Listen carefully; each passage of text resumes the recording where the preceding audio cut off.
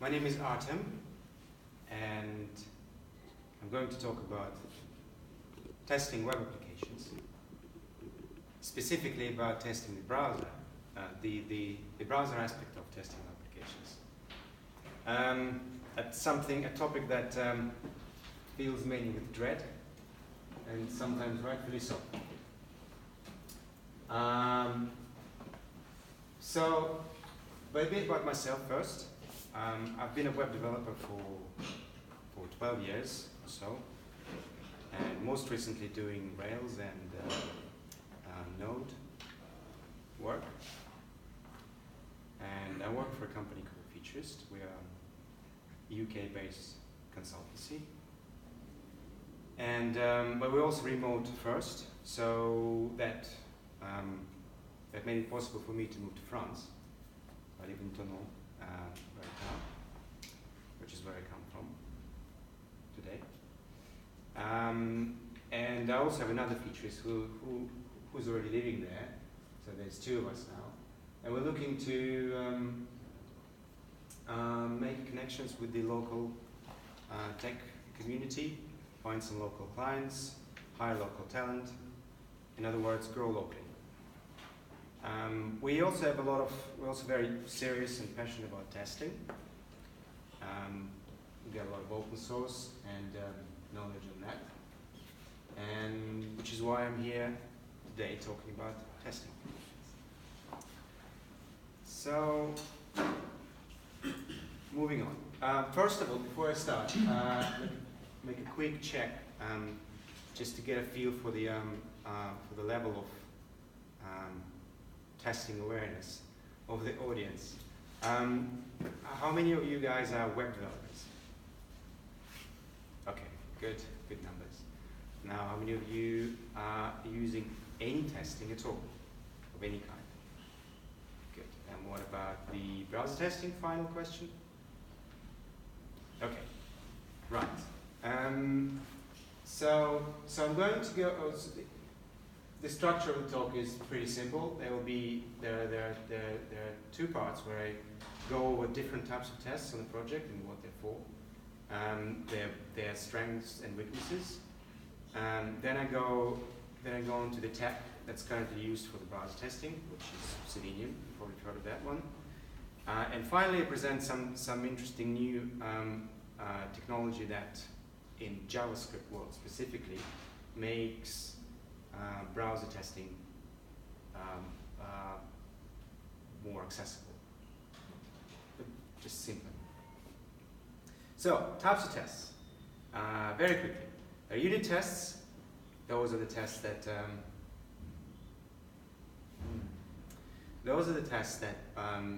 we use to test the units of the program. What is the unit? Unit is a basic building block of our code. For example, class is a good example of a unit. And a unit test would be a little program that just exercises the behavior of such class. And then the integration tests. Basically, those two types. Integration tests are different from the unit tests in the way that what they test what happens when you put the units together. In a big project, you may have hundreds of different units of different types, and of course, the more there are connection, there's a chance that things are going to go wrong, and that's what the integration tests are for.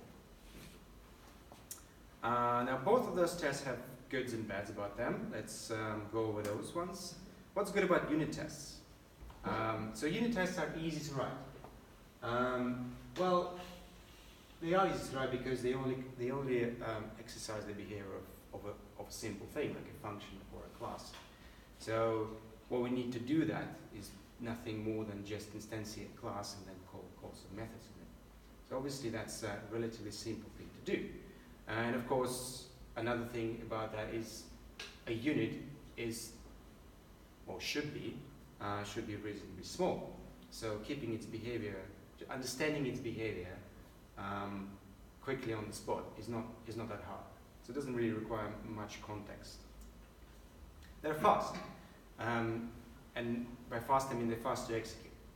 because everything happens in process. Instantaneity class is instantaneous, and calling methods is as well. And we don't call, normally in unit tests, you don't call out into any external system, so all those things are really fast, and fast is fun. And they have good feedback. Now, by which I mean that when something goes wrong and the test fails, we normally have a stack trace that points to the problem or somewhere close to the problem. So it's really easy to understand, well, reasonably easy to understand what has gone wrong and what should be done to fix it. The downside of unit tests is that they've got small coverage. As systems consist of many units, and of course by testing a single unit you only get a tiny bit more confidence in that the whole thing works. So you're going to have a lot of those things, a lot of unit tests, to have some reasonable amount of confidence that your system actually works. They do not cover glue code, and by glue code I mean the code that's used to wire the units together. And again, in a big system there may be a lot of this code. I mean things that come from environment, and then we conditionally use these units or that units. We pass some arguments again based on the environment. So that there can be quite a lot of this code in your system, and of course by testing units you're not gonna cover that code. And another bit which I think is worth mentioning is that lots of unit tests make refactoring hard, which is not very obvious, but let me give you an example, a contrived example of a class with a method that accepts 2 arguments, and it's used in 2 places in the production code somewhere.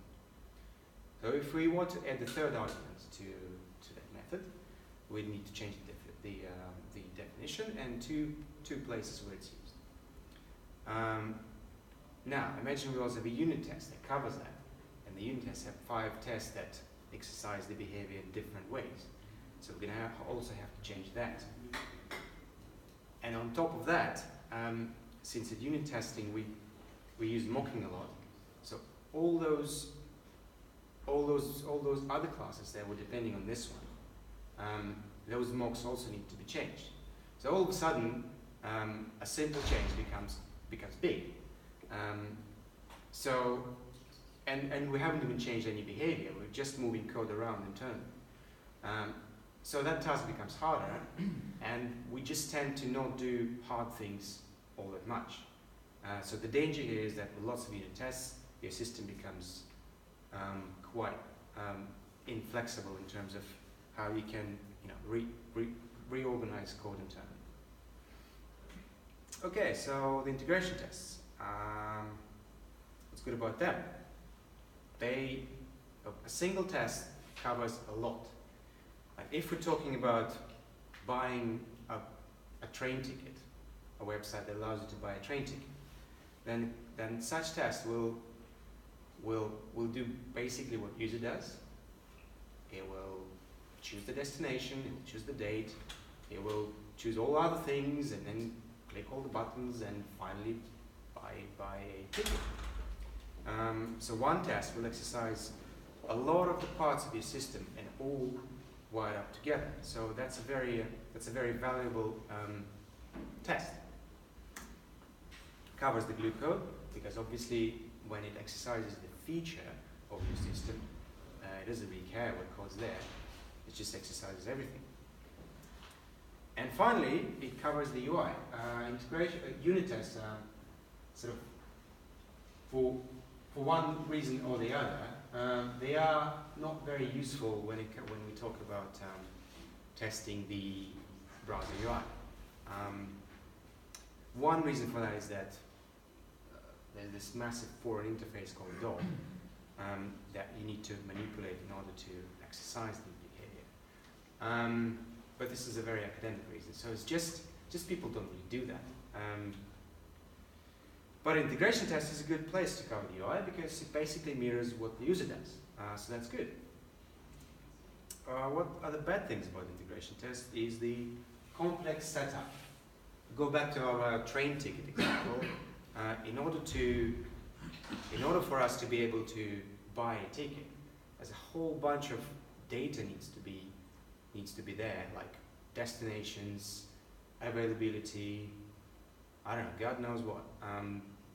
There's a lot of setup that needs to happen before we can exercise that feature, and often that requires, you know, a deep understanding of the system. It's a lot of work. It's much harder than setting up a unit test, for example. Now these tests are slow. They're slower than unit tests because, well, your system may comprise of different layers, databases, different services. There's a browser as well. So all those things need to be started. All those things need to be wired up, and then the whole flow goes from one to another all the time. And that makes the test slow. But also it exercises a lot more than a single unit test. So slow is a dangerous thing because psychologically we just tend to not wait for things. And if things have become too slow, we tend to just not do them. There was a research there, something about 10 seconds is a threshold where you just begin to switch to other tasks. Like if your test takes more than 10 seconds from start to finish, you're very likely to switch to Twitter or mail or some other things, and you just lose the focus. So that's a dangerous thing, and annoying most of all. And finally, those tests are hard to debug. As opposed to unit tests, where you have a stack trace, which just points right to the problem. Often in a complex test, for example, buying a ticket, you end up with a message saying payment or something went wrong in the browser, and then you have to rewind all the way back through all those different things that were involved and try to figure out, trail the logs, or try to somehow figure out which bit of your complex system actually led to the error. So sometimes that can take a long time.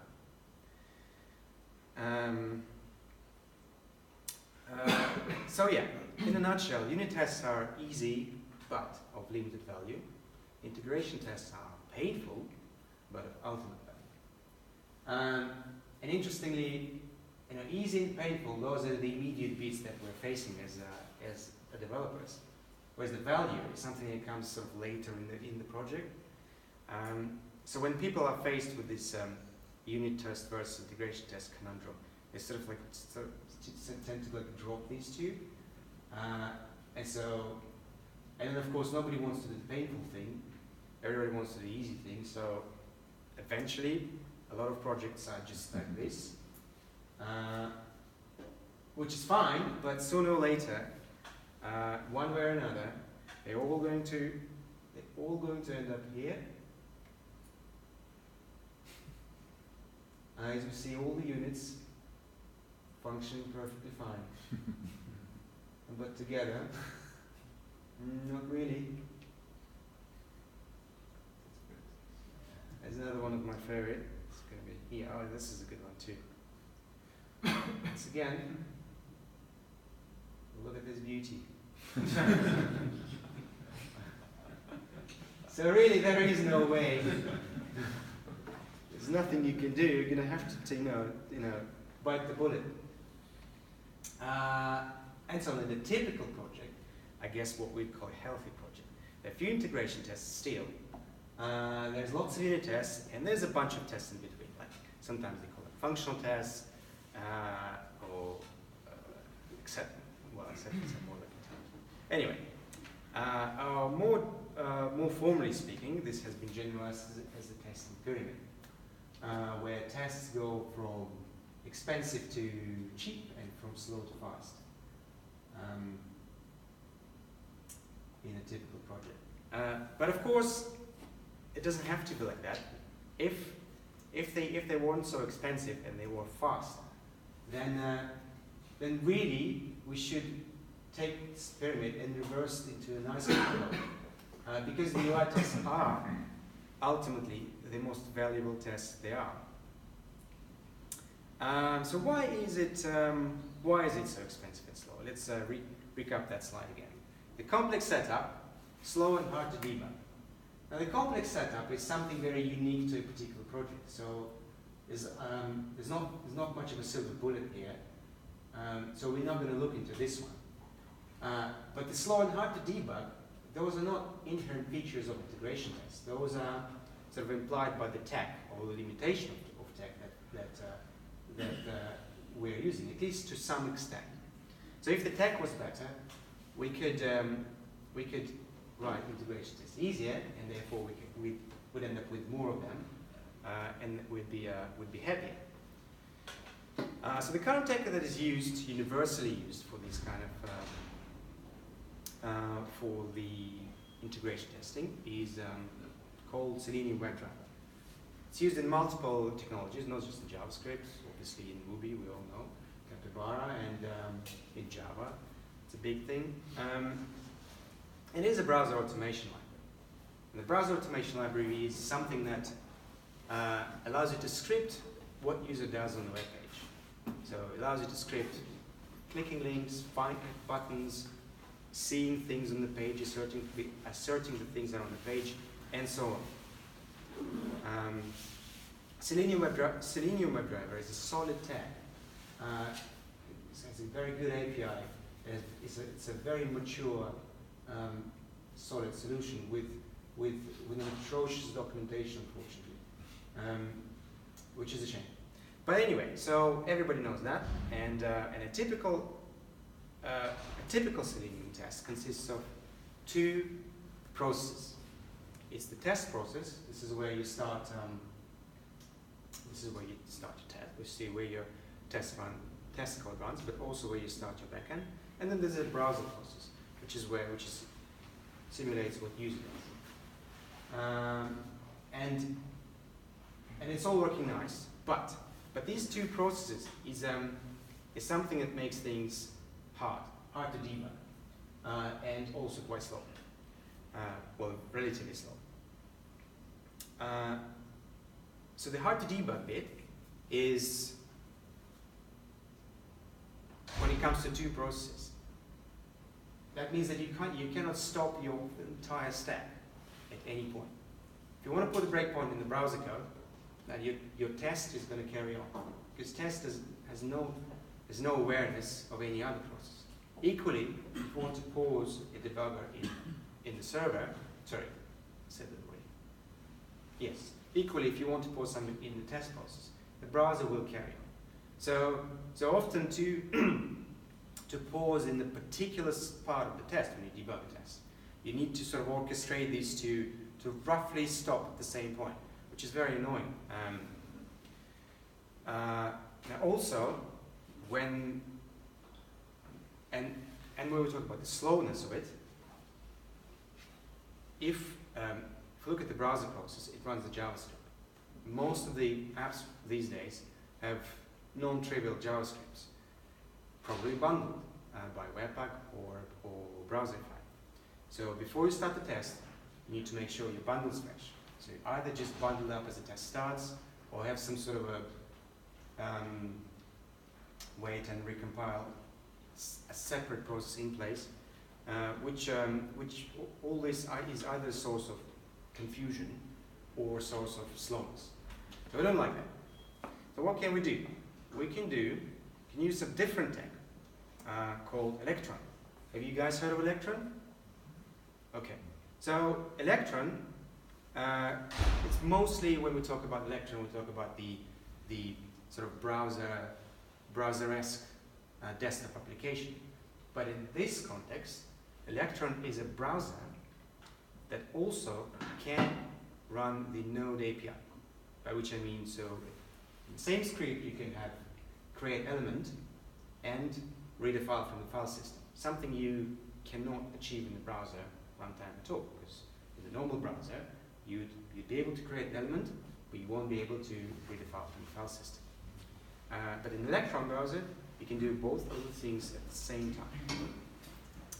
And what that means is we can start our full stack like a backend and mount our browser application all in the same process.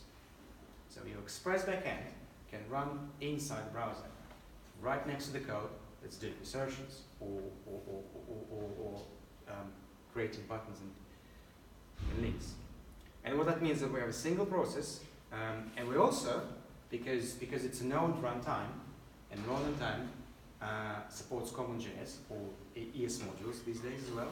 So we don't need to browserify our code at all.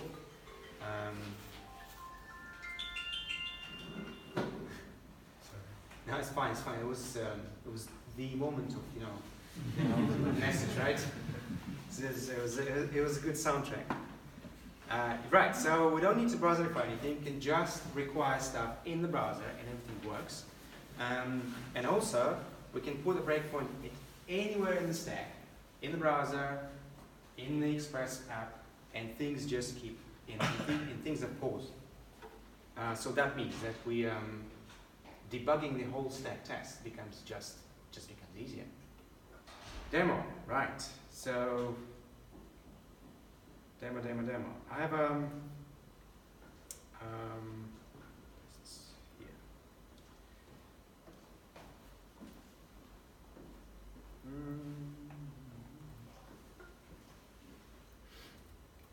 So I have a little app here. I have a little demo application here that allows us to fetch to-do list from a server. So this is a single page application with one button. It's click the button. There's a call to the server to fetch a to-do list, and here we are. To-do list is on the screen, and we're going to run a test now. Test looks like this. So we have a test that clicks the button, and we have and then it inserts that there are two elements on the screen. And there's another test that says if we happen to navigate to /to-dos page already, it just fetches the to-do list automatically. Now you might ask, where is 1 and 2 come from? They come from the C database, where this full stack application is using SQLite database as its data source. And right here in the test script, we're just going to see the database by creating a table and inserting 2 rows in there. Now this test is going to be run in the browser, and yet you can see that we have some file system and we are requiring files. There is this is just like in your node. So I'm gonna run just all of them, and this was it. So just so you have an idea of how fast things are these days, those are 2 fully browser tests with everything, like with the backend, with the database, with everything, and they've run in less than a second. So just to demonstrate that I'm not cheating here, I'm going to show you the same thing in the browser. There you go. So we have our tests again, and here's the magic bit. We're gonna start putting some. Actually, let me restart it just to start just one test. And run just one test, like this one. And so we can now navigate to explore our application a little bit. So we have browser, app. So it's a single page application in a tech called Hyperdome. That's not really relevant now, but it's as you normally would, you'd be able to to put breakpoints in here in browser code. That's not a controversial thing to do. And then we restart our test by simply reloading the page. This thing is here. All good. Test is paused. But now check this thing out. We also have a server app. And this, as you can see, is an Express application. So something that runs on the server. But what we can do here, nonetheless, we can do this. And voila. Just like that, the test is paused, everything's paused. Same set of same dev tools. We can see that this is a database call that just returns us two rows, and we can continue from here. The test is still passing. So we can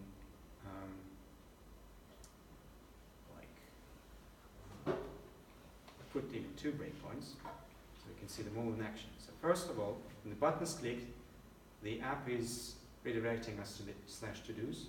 This is where it happens, and this is where we do the Ajax call to the backend, and then we continue from here, and the next breakpoint is here, which is something that you cannot achieve in any other tech, frankly. So when we're talking about writing full stack applications in JavaScript, obviously this is only possible in JavaScript because no other backend can be run in Electron or the JavaScript. But if you happen to be writing JavaScript, then you're in a good place, because this is something that's something that you can do. Now, a little bit about this, about the library that allows us to do all these navigations and clicking. So when we're using Selenium WebDriver, Selenium comes with this with the API that allows you to navigate, click, assert, and do all those fancy things, and wait for things to appear on the page as well, which is important. Since we're not using Selenium WebDriver, we're running our tests in Electron. We need a library that will provide us with this API to be able to navigate around and fill in things and so on and so forth. And this is a library called Browser Monkey, written by Featurist quite a long time ago. And this is exactly what it's doing that. So you can just read it. It's finding button, it's clicking the button. It then finds some text. And what's interesting here is that when we click a button, the Ajax request is fired, which means it's an asynchronous thing. So if we were to immediately proceed and to assert some text, that text is not there. So Browser Monkey implicitly waits for things to appear on the page, just like WebDriver is. And this is what we do, and this is what achieved by the using promise-based interfaces. So clicking on the button, and then this line will just wait. It will wait for a second by default for things to appear on the page. I think this might be it. Let's see. What else do I? Yes, so Electron Monkey is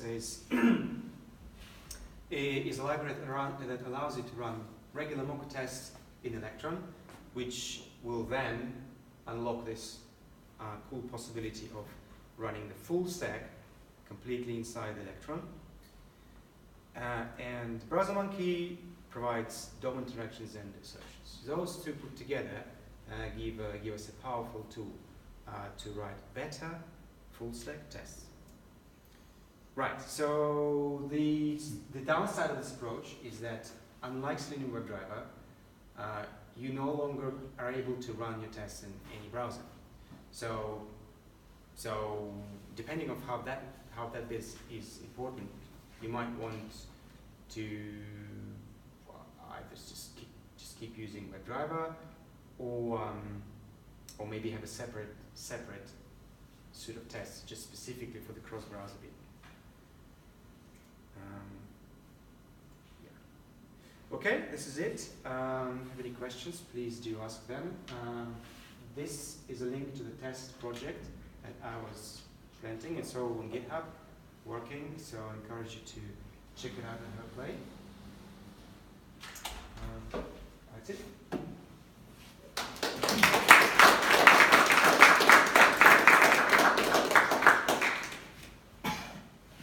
Any questions?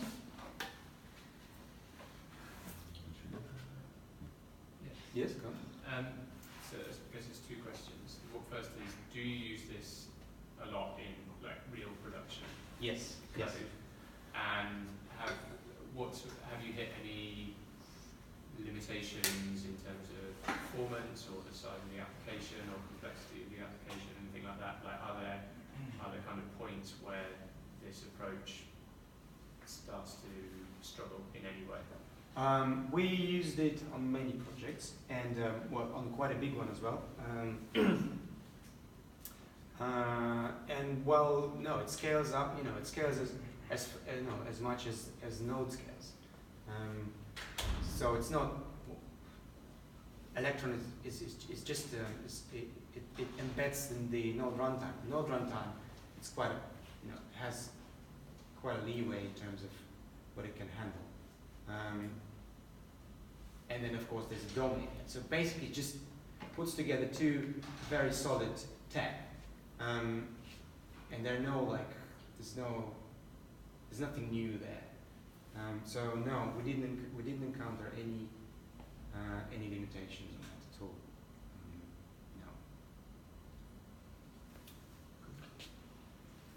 No. And on this project that where you're using this Electron Mocha stack, did you manage to reverse the pyramid somehow and then? Oh, this is a small project. There are no tests, but the no, but on the production app that oh, that one. The big. I think so. Well, I mean, maybe. I mean, it's hard to visualize. I'd have to visualize these pyramids versus ice cream cone. But we definitely have a lot less unit tests. Only like specifically for like some kind of cases of there's lots of permutations of some kind of basically when we test the rules of something. For example, if a particular well, that project I'm talking about, this is a project where you can buy holidays, and when we're buying holidays, there's a lot of different things people can choose, and based on that, the price changes. So we had this thing called Price Engine, which is basically quite a big file with lots of rules included, and how those rules, lay top each other, cancel each other out, it's a complex rule engine. So for that, we'd be using unit tests. There's not much point of putting that in the browser. But really, those kind of complex rules, they tend to have, well, it is in our work, they tend to have like a reasonably small niche depending on other things. Like there's lots of user interaction code, for example, that will go in this test. So we definitely reduce the amount of unit tests, and they've got their own specific place now, which is cool. Yes. So the answer is yes. And a follow-up question somewhere is one of the biggest downside, at least on my point of view, for integration tests are the dependency on the UI.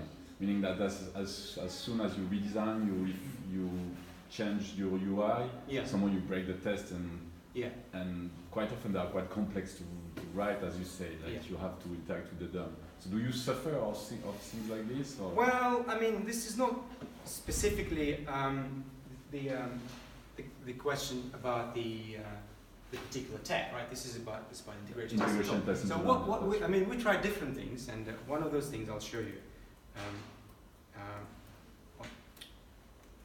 project. I'm working on a different project right now.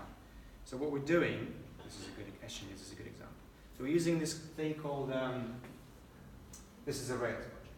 We're using this thing called, what's it called? Item, forgot what it's called. Anyway, you see that thing, item scope and item type over there?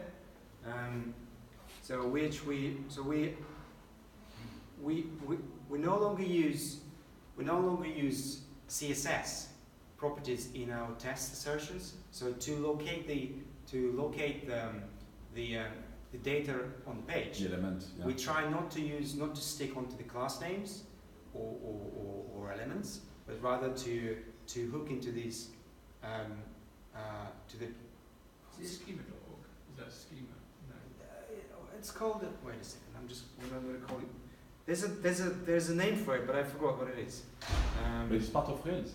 No, it's It's a library. No. It's not a library. It's just a standard. So. Oh, really? MDN item scope.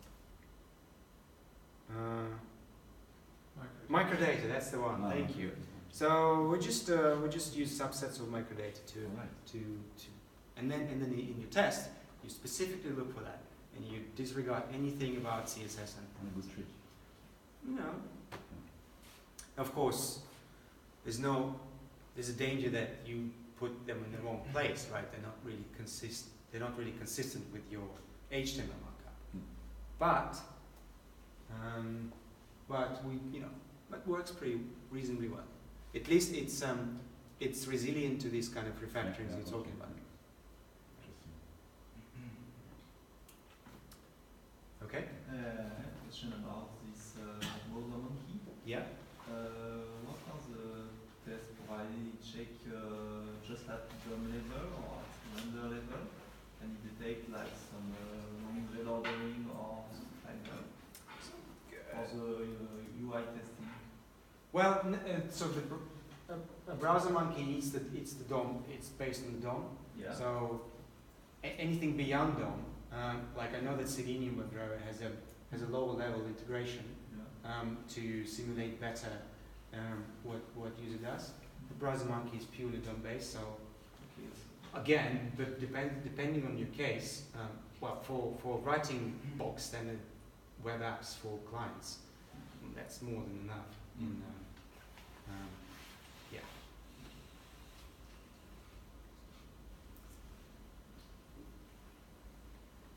Any other questions? No. Yeah. Yeah. It's probably straightforward, but do you integrate this with continuous integration? Do you use continuous deployment and continuous integration with this approach? Yeah, I mean, like I showed here. So that just runs everything. There's a command that you can run anywhere. So it doesn't require head. Although it's not purely headless, so you still need some XVFB shenanigans on your. But this is a pretty standard stuff. If you want to do WebDriver, if you need to do it anyway. And it's pretty fast. I mean, I can just keep running this because it's just. If you think about the full stack nature of these things, it's a pretty compelling stats here, I think. Yeah. Do you have any kind of like figures or stats or anything on a larger code base, or is it just kind of linear from? It will of course go up, but only to reflect the nature and the complexity of the system you're testing. So I don't have any case of the same tests or similar tests in WebDriver versus similar sets of Electron Monkey. I mean, it's a difficult thing to acquire such stats. And on the small examples like that, WebDriver would also be quite fast. Probably slower than that, but not by a big margin. But what it is definitely worse off is when you want to debug stuff, right? Like I showed, there's no way you can put a breakpoint in your server code when you're running it in WebDriver or anything else really. And I think that's a big thing, especially when it comes down to integration tests that are often a pain to support or to understand what the hell's gone wrong. And so yeah, that's a big thing. We've been using it extensively on big projects, and it's an invaluable feature. Yeah. Any other questions? No? Then thanks Okay. again.